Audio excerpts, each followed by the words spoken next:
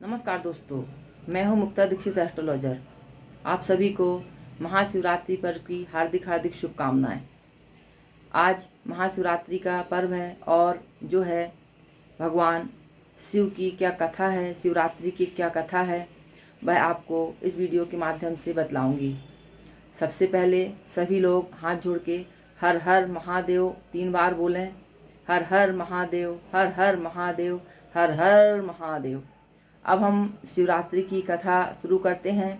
कहा जाता है कि शिवरात्रि के दिन इस कथा को पढ़ने सुनने से अनंत पुण्य फल की प्राप्ति होती है और साथ ही साथ मोक्ष की प्राप्ति होती है। तो सबसे पहले कथा शुरू करते हैं। एक शिकारी रहता था और उसने एक साहूकार से कर्ज लिया था।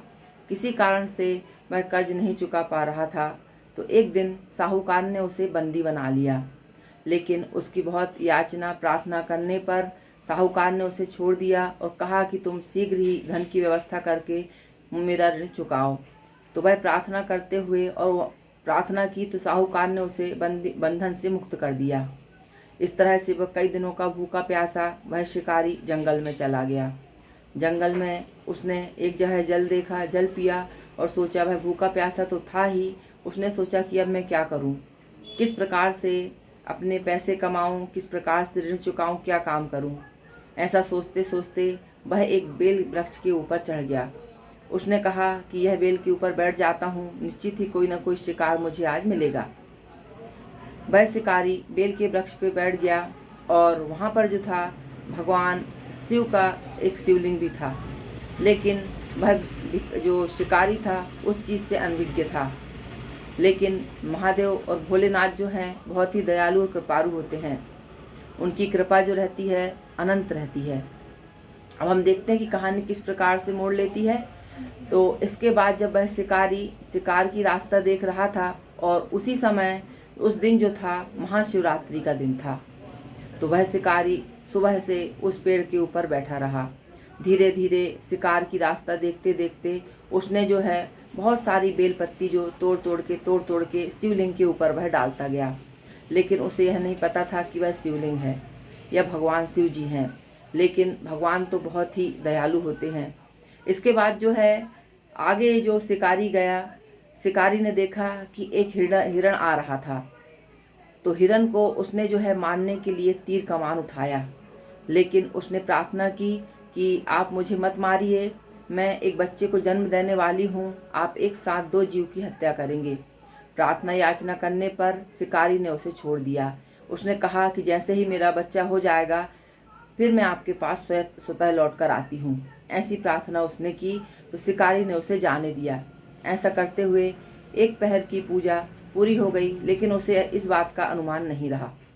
इसके बाद पुनः वह शिकारी उसी पेड़ पर बैठा बैठा फिर रास्ता देख रहा था कि कोई नया शिकार मुझे मिले।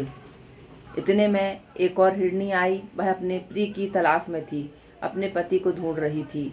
उसने मारने के लिए धनुष बाण उठाया।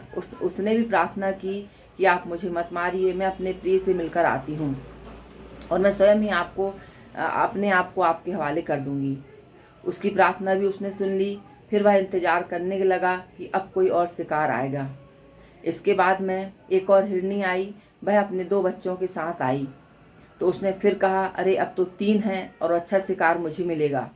लेकिन उसने भी प्रार्थना की कि मेरे पति बहुत दिन से बिछड़ गए हैं और मैं उन्हें ढूंढ रही हूँ, आप मुझे मत मारिए, मैं इन बच्चों को उनके पिता के हवाले करके पुनः आपके पास स्वयं लौट कर आऊँगी, ये मेरा वादा है। उसकी करुणामय पुकार सुनकर फिर से शिकारी ने उन्हें जाने दिया। इस प्रकार से धीरे धीरे रात हो गई। रात के बाद रात का समय अर्धरात्रि हो गई। समय बीतता चला गया। धीरे धीरे वह शिकारी जो वृक्ष पर बैठा था भगवान शिव जी के ऊपर बेल पत्तियों से अर्पण ही करते जा रहा था। इसके बाद उसने देखा एक हिरण आया। हिरण को उसने देखते ही कहा कि अब ये शिकार है, अब मैं इसे जाने नहीं दूंगा। ऐसा करते हुए उसने जो है उस हिरण को बाण मारने के लिए उठाया। लेकिन जैसे ही उसने मारने की कोशिश की, उस हिरण ने क्षमा प्रार्थना की। बोले, मेरा परिवार पूरी तरह से बिखर गया है, मैं अपने परिवार को एक बार मिलकर के स्वतः आपके पास आ जाऊंगा, तब आप मुझे शिकार बना लीजिएगा।